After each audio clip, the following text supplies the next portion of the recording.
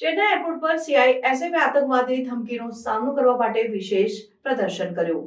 Central industrial security ફોર્સે Chennai airport પર કાલે એક વિશેષ પ્રદર્શન કર્યું, જેમાં કોઈ પણ સંભવિત આતંકવાદી ધમકીઓનો સામનો કરવા માટે તેમની તૈયારી દર્શાવવામાં આવી. આ કાર્યક્રમ ગણતંત્ર દિવસની ઉજવણીનો ભાગ હતો અને ભારતના સૌથી વ્યસ્ત એરપોર્ટ્સમાં સુરક્ષા પગલાં વધારવાનો ઉદ્દેશ હતો. પ્રદર્શનમાં આતંકવાદી હુમલાની સ્થિતિનું વિગતવાર મોક ડ્રીલ સામેલ હતું. સીઆઈએસએફના કર્મચારીઓએ તેમના સુગંધશોધક કૂતરાઓ સાથે મળીને મુસાફરો અને એરપોર્ટના સ્ટાફને અસરકારક અને સલામત રીતે ખાલી કરાવવાની તેમની કુશળતા દર્શાવી. ડ્રીલમાં વિસ્ફોટકોની શોધ, ધમકીઓનું નિષ્કર્ષણ અને સલામત ખાલી કરાવવાની પ્રક્રિયાઓ સહિતના તમામ તબક્કાઓ સામેલ હતા. Tamil Nadu police commando wing, national security guard, airports authority of India, intelligence bureau, bureau of immigration, bureau of civil aviation security અને એરલાઇન્સ સહિતના અનેક એજન્સીઓના 500થી વધુ કર્મચારીઓએ આ કસરતમાં ભાગ લીધો.